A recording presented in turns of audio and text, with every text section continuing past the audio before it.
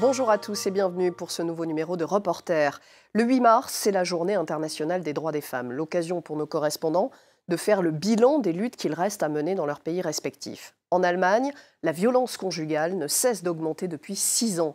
L'Office fédéral de police criminelle a rendu en décembre dernier son rapport sur le bilan des violences commises en 2020. Poussé par les tensions liées au début de la pandémie, le nombre d'agressions commises par des conjoints ou ex-conjoints a progressé de presque 5% en un an. 139 femmes ont ainsi été tuées en Allemagne cette année-là par leurs conjoints. Les féminicides sont devenus plus fréquents en Allemagne qu'en France. Anne Maillet, vous êtes avec Suzanne Gletzen-Leuchter et Willy Mahler, l'autrice du reportage que nous allons diffuser dans un instant. Pourquoi est-ce que vous vous êtes intéressée à ce sujet ? Eh bien, une femme meurt tous les 2 jours et demi de violences conjugales en Allemagne. Et lorsque la police criminelle a présenté ce triste bilan en fin d'année dernière, il a suscité finalement assez peu d'émoi en Allemagne, ce qui m'a interpellée. Et ce qui m'a frappé également, c'est qu'on n'utilisait quasiment jamais le terme de féminicide. Or, on sait que dans d'autres pays, comme la France par exemple, l'utilisation de ce terme féminicide, qui signifie le meurtre d'une femme par un homme parce que c'est une femme, a contribué à une prise de conscience et on en est encore assez loin en Allemagne. On vous retrouve dans un instant, mais tout de suite, votre reportage. Féminicide en Allemagne, violence sous silence.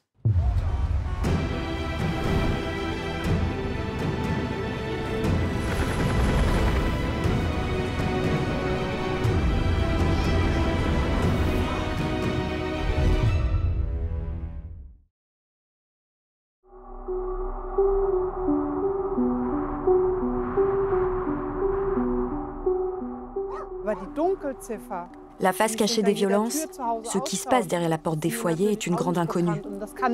J'ai longtemps pensé que j'étais la seule victime de ce genre de violence. Et puis quand ça s'est su, beaucoup de femmes sont venues me dire « Moi aussi, je suis victime de violences conjugales. » Et je vis dans un petit village, alors imaginez dans les grandes villes, surtout en ce moment avec la pandémie de Covid.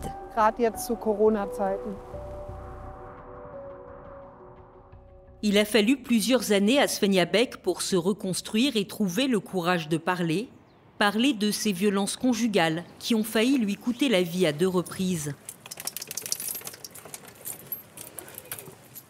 Chez elle, non loin de Darmstadt, dans l'ouest de l'Allemagne, Svenja a conservé le journal dans lequel elle a tenu la chronique de cette relation toxique et violente. Tout est noté, depuis le premier coup. J'ai porté plainte pour tout ce qu'il a fait. Voici ce qu'elle écrit, un matin d'avril 2016. Je n'arrive pas à réaliser ce que tu m'as fait. Je suis encore sous le choc. Je n'arrive pas à croire que tu aies pu être aussi violent. Tu as failli m'ôter la vie. Pardon. Svenja vient tout juste d'avoir un enfant avec cet homme qui sera condamné à 1 an et demi de prison avec sursis pour coups et blessures. Une bagatelle au regard des violences subies pendant des années et pour ce qu'elle qualifie de tentative de féminicide. La policière qui m'a reçue a fait une erreur. Elle a déposé plainte contre lui pour coups et blessures graves, alors qu'elle aurait pu déclencher une enquête pour tentative d'homicide, ce qui ne lui aurait pas permis de s'en sortir avec une peine de sursis. Il serait allé en prison. Et c'est là que ça commence. L'agresseur se sent confirmé dans ses actes, il se sent fort, parce qu'il se rend compte qu'il ne lui arrive rien de grave. Alors rien ne l'empêche d'aller un jour plus loin, d'aller jusqu'au féminicide. Und das hindert sie dann irgendwann auch nicht mehr dahingehend, dieses Ding auch mal auszuführen, ja, diesen Femizid. Pour venir en aide à d'autres femmes, Svenja a créé il y a 2 ans un groupe d'entraide pour victimes de violences conjugales qui compte désormais plus de 6000 personnes. Il y a quelques semaines, elle a appris la mort de l'une d'entre elles. J'ai reçu une terrible nouvelle. L'une des nôtres a été victime d'un féminicide. Elle a été assassinée.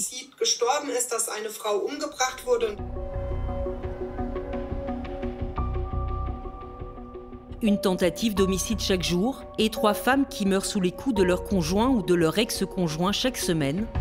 L'Allemagne affiche l'un des taux les plus élevés d'homicides conjugaux en Europe. Ainsi, lorsque Jennifer a été retrouvée morte dans ce champ en février 2021, À l'orée de la petite ville de Bibesheim en plein confinement, les soupçons se sont rapidement portés sur son mari. Voici le jugement. Jennifer a été étranglée. 1 an auparavant, son mari l'avait déjà violemment agressée et blessée à son domicile. Pendant le procès, les crises de jalousie qui rythment la vie du couple sont au cœur des débats. Mais après des aveux circonstanciés, le parquet requalifie les faits d'assassinat qui sont passibles de la réclusion criminelle à perpétuité en meurtre. Le verdict tombe en novembre 2021. Pour les coups et blessures graves, le premier délit donc, 5 ans de prison, et pour l'homicide, 12 ans. Avec le cumul des peines, cela donne une peine de prison de 13 ans et 6 mois. Une sentence difficile à entendre pour la famille et l'avocat des parties civiles. Harald Richter connaissait la victime depuis sa plus tendre enfance. 13 ans et demi de prison, cela signifie qu'il pourra obtenir une remise de peine après avoir purgé les 2 tiers. Donc il va retrouver la liberté rapidement. On sera dans une situation où il va sortir de prison lorsque les enfants seront encore mineurs. Et que va-t-il se passer ensuite? Va-t-il demander la garde des enfants qu'on lui a enlevés? La presse locale se fait elle aussi l'écho du procès. Non loin de là, à Darmstadt, Christine Degel suit les comptes rendus d'audience avec attention. Elle dirige un centre de conseil destiné aux femmes victimes de violences conjugales. 150 personnes y sont accueillies chaque année. Dans les familles touchées par les violences conjugales, la situation est particulièrement dramatique depuis le début de la pandémie, parce que le quotidien est concentré entre les 4 murs du foyer. À l'issue du procès contre le mari de Jennifer, qui elle aussi avait cherché de l'aide auprès d'une association, Christine Degel critique publiquement le verdict dans un communiqué. Selon elle, quand un homme tue sa partenaire, c'est souvent la culmination d'une histoire de violence que le tribunal ne prend pas en compte. On parle de meurtre, mais quelqu'un qui a un tel passif de violence, comment peut-on dire qu'il a agi par affect? C'est pas possible. Surtout que l'étranglement, c'est une manière de tuer qui dure longtemps. Il faut vraiment y aller. C'est ça qui nous a le plus frappés. Alors que la justice espagnole et française considèrent le meurtre sur conjoint ou concubin comme une circonstance aggravante, en Allemagne, il est souvent perçu comme une circonstance atténuante. Un avis de la Cour suprême fédérale de 2008 suggère implicitement que les victimes ont une part de responsabilité lorsqu'elles se séparent de leur conjoint et que celui-ci se sent dépossédé. Dans ce genre de situation, le délit peut être déclenché et déterminé par un sentiment de détresse et de désespoir intérieur. En allemand non juridique, cela signifie que si les faits ont été causés par la séparation et que c'est la victime qui a souhaité cette séparation, eh bien cela peut ne pas être considéré comme un fait aggravant. Une jurisprudence obsolète pour l'Association allemande des femmes juristes qui milite pour une réforme du code pénal. Nous réclamons que le caractère dit sexospécifique soit considéré comme une circonstance aggravante. Cela permettrait de sensibiliser la police et la justice aux violences de genre. Les enquêteurs pourraient ainsi suivre cette piste et les juges pourraient le prendre en compte dans l'application des peines. Malgré l'entrée en vigueur en Allemagne de la Convention d'Istanbul contre la violence à l'égard des femmes il y a 4 ans, le Parlement allemand ne s'est toujours pas mis d'accord sur la définition même du féminicide.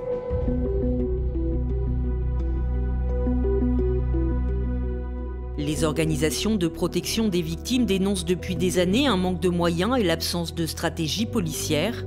Alors le 14 février, quand d'autres célèbrent la Saint-Valentin, elle dénonce ces violences faites aux femmes, trop souvent passées sous silence. Beaucoup de gens continuent de penser que les violences conjugales sont une affaire privée qui doit rester à la maison. Cela reste un sujet tabou et les femmes victimes continuent d'avoir honte de leur situation. Tout comme les enfants qui le subissent ont eux aussi honte d'en parler. Il faut absolument continuer à mettre le doigt là où ça fait mal. Il faut qu'on prenne conscience de cette violence dont on ne connaît même pas la vraie dimension. Et cela commence par dire les choses telles qu'elles sont. Quand une femme meurt, c'est un féminicide et ce n'est pas une tragédie familiale. Car pour dénoncer et combattre ces crimes, encore faut-il effectivement les nommer. Chaque jour, ces jeunes activistes décryptent la presse régionale et nationale pour mettre en lumière la couverture médiatique du féminicide. Elle a été tuée par son voisin. C'est un cas pour nous, on va en faire une capture d'écran. Une simple recherche avec quelques mots-clés. On cherche les articles qui mettent en avant le motif de la jalousie, par exemple. Drame de la jalousie, tragédie de la jalousie, mais aussi tous les termes qui traitent les féminicides comme des cas isolés, comme tragédie familiale ou drame familial. En 2021, 95% des 800 articles analysés ont recours à ce genre d'euphémisme pour évoquer les féminicides. L'année dernière, nous n'avons trouvé que 38 articles qui utilisent le terme féminicide pour parler d'un meurtre de femme. Et on a constaté aussi qu'on parle de plus en plus rarement de meurtre de femme. Ce terme n'a été utilisé que 3 fois. De manière générale, on constate une banalisation des violences faites aux femmes. On en parle toujours comme des cas isolés. Mais il y a aussi une composante raciste dans la couverture médiatique parce que lorsque l'on parle de crimes d'honneur, par exemple, alors on reconnaît le caractère structurel de ces violences faites aux femmes, mais seulement lorsqu'ils sont commis dans une communauté de migrants et que ce n'est pas un problème allemand. En 2019, ces activistes ont décroché une première victoire. La principale agence de presse allemande s'est engagée à ne plus utiliser de termes inappropriés pour parler de ces meurtres.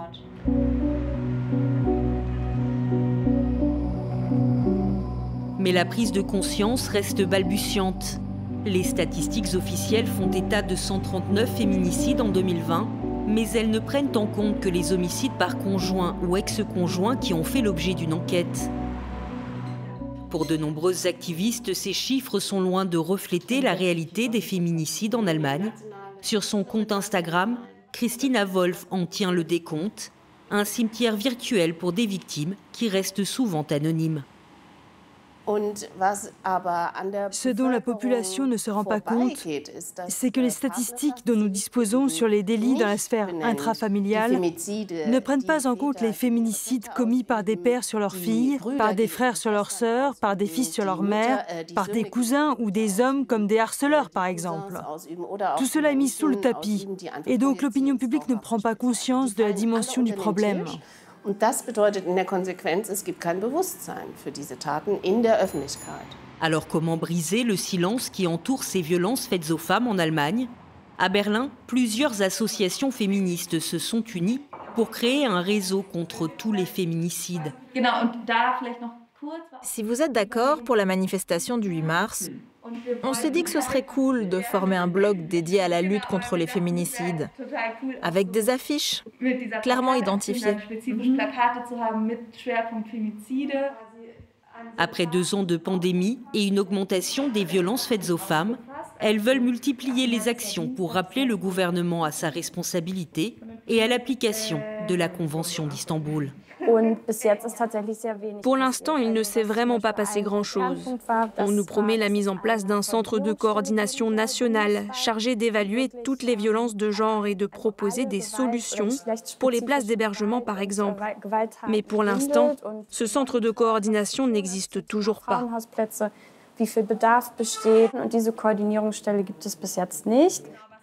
Il ne suffira pas de changer les lois pour régler le problème. Il faut vraiment une énorme prise de conscience. Il faut parler et reconnaître les problèmes rencontrés par les femmes lorsqu'elles cherchent un logement, lorsqu'elles sont dans une situation de dépendance financière. Parce que cette précarité peut aussi conduire au féminicide. C'est ce qu'il nous faut en fait, un vrai sursaut de la société.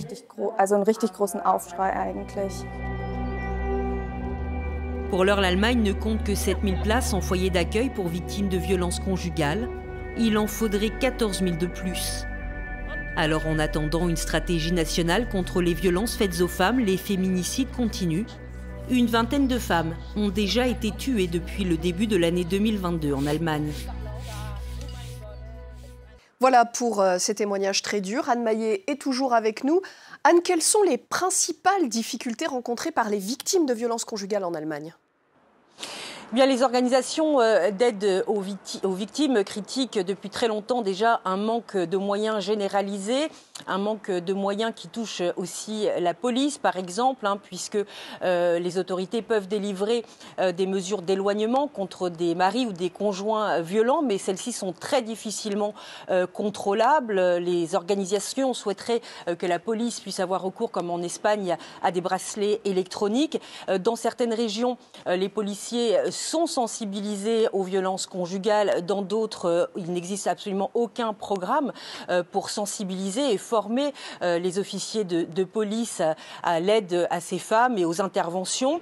Il y a également un problème au niveau de l'arsenal juridique, comme vous avez pu le voir dans notre reportage. Il y a un gros déficit dans la prévention.